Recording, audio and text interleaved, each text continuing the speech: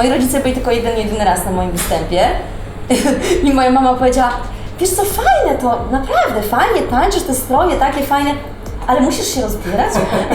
Ja mówię, mamo, muszę, taka jest koncepcja.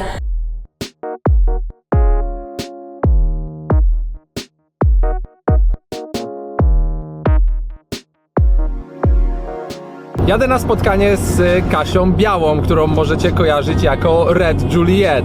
Red Juliet zajmuje się profesjonalnie burleską. Zajęła pierwsze miejsce w World Burlesque Games w 2014 roku, a w 2016 i 2017 była headlinerką London Burlesque Festival. To są niesamowicie imponujące osiągnięcia, ale mnie najbardziej w przypadku Kaśki interesują dwie rzeczy. Po pierwsze, skąd się wzięło u niej w ogóle zainteresowanie burleską, taką formą sztuki, a po drugie, jakim cudem udało się jej zamienić tą pasję, dość nietypową trzeba przyznać, w zawód, bo Red Juliet żyje z burleski, żyje z tańca, żyje z teatru.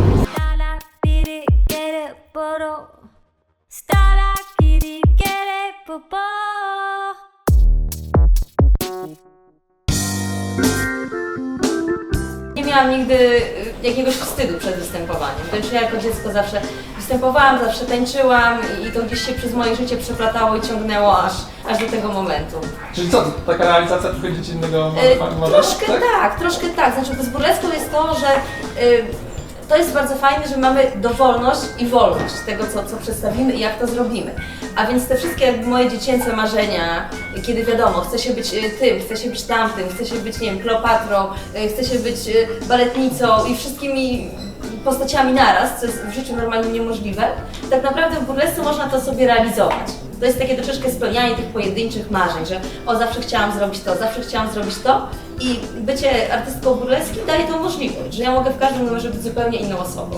Jak przed występem, Kasia? Bardzo dobrze.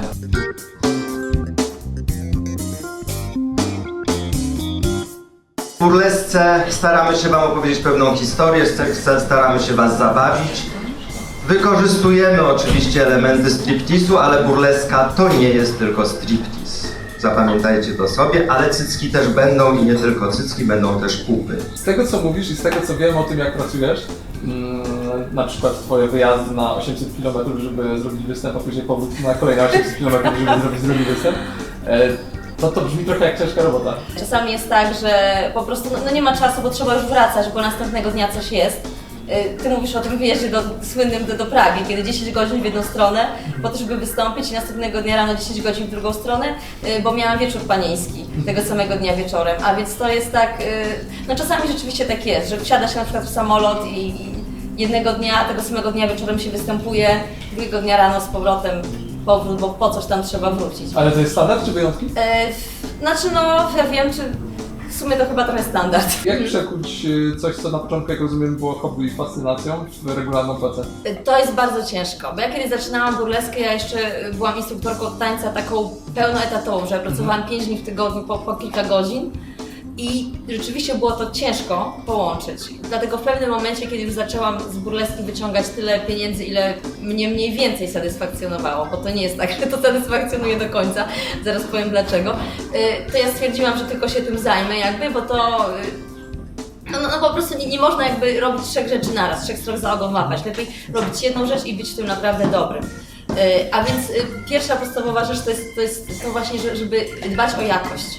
Bo jakość, ja uważam, że jakość się sama obroni. Także lepiej jest na przykład zrobić sobie, nie wiem, 3 numery burleskowe, które mają świetną choreografię, mają świetny strój, są świetnie dopracowane i z tymi 3 numerami naprawdę można zawojować świat, bo robi się tych numerów dużo, a potem koniec końców i tak człowiek się orientuje, że on robi 4.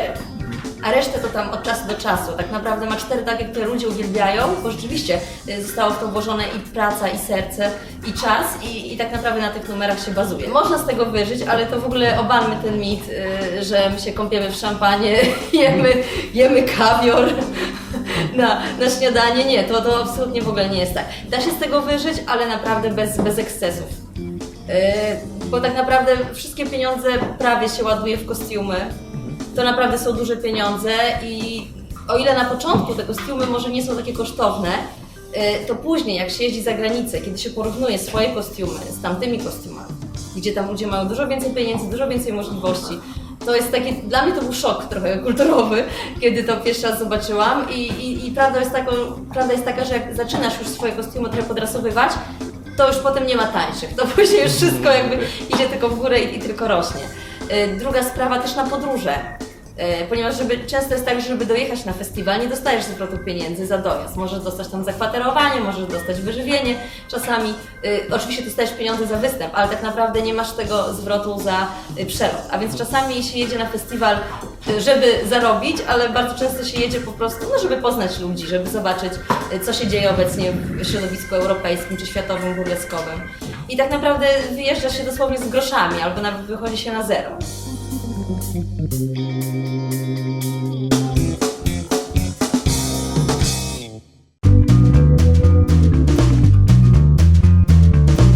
Jak się ma w ogóle scena polskiej burleskiej na tle światowym?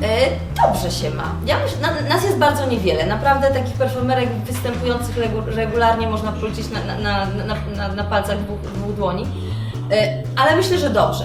Bo ja myślę, że my mamy jakość. Przez to może, że jesteśmy też troszeczkę jakby odsunięci, bo tak naprawdę w Europie taka burleska najbardziej popularna jest we Francji, w Wielkiej Brytanii. U nas troszeczkę mniej. Też ludzie mają inne podejście. Jakby to też trochę zależy od mentalności widza. Czym się różni? Polski widz burleski Polski widz jest moim zdaniem bardziej wymagający, ale też mniej otwarty.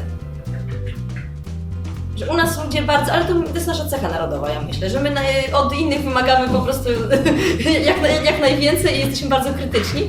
I to się też przekłada, mi się wydaje, troszeczkę. Okay. W innych krajach jest bardziej, może szczególnie w Anglii, tak mi się wydaje, bardziej taki luz troszeczkę. Ale jest naprawdę wszystko na dobrej drodze, już jest coraz lepiej, bo występowaliśmy 2 lata temu z burleską na OFF Festiwalu w Katowicach, a więc to był jakiś też przełom, gdzie w ogóle zostaliśmy pokazani publiczności, która zupełnie nie wiedziała, z czym to się je i odbiór był fantastyczny. Jakby ktoś chciał dołączyć do tego niewielkiego grona polskiego, to jak to zrobić? Jakie rady może?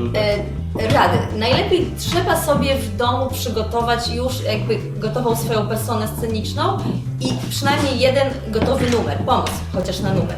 Ja tak naprawdę nie miałam żadnego doświadczenia, jeśli chodzi o burleskę. Ja miałam duże doświadczenie, jeśli chodzi o inne formy tańca.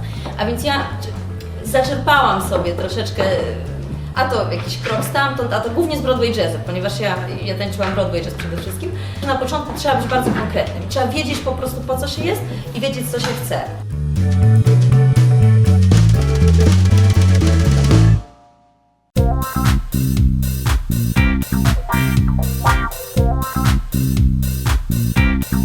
Ale to ty zawsze byłaś taka pewna siebie? W sensie w tym, że chcesz to robić, czy były momenty takiego zwątpienia? Bo myślałem, że na początku nie było zbyt lekko.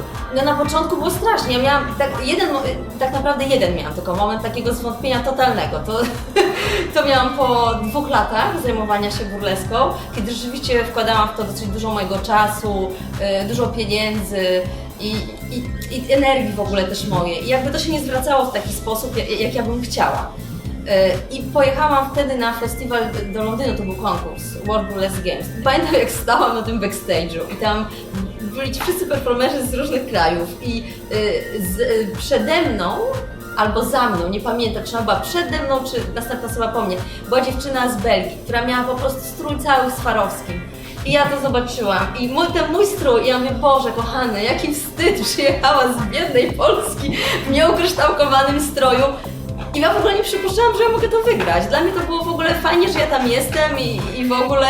No i się okazało, że wygrałam. I to dla mnie mega szok, ale to jakby mi bardzo, bardzo pomogło. Raz, że ja właśnie tuż przed tym konkursem już chciałam rezygnować, bo stwierdziłam, że to w ogóle się nie opłaca pod żadnym względem.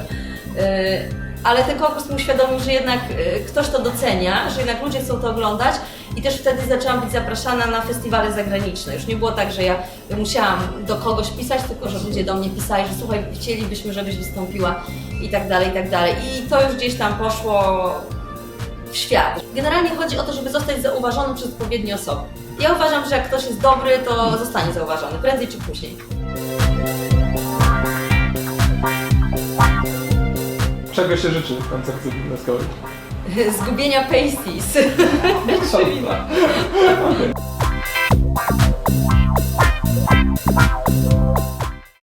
Nie wiem jak was, ale mnie to, co mówi Red Juliet, na maksa podnosi na duchu.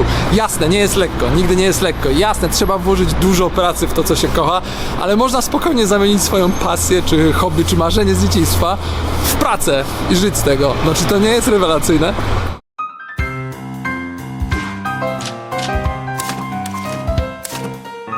Założeniem naszym jest takie, że jak ktoś nie zje tej bułki, nie odbierze, nie? Którą sobie zamówił u nas, to ja tą bułkę mogę dać mojemu synowi albo mojej żonie, jeżeli jest nagryziona, odkroić i dać, bo ta bułka jest porządna.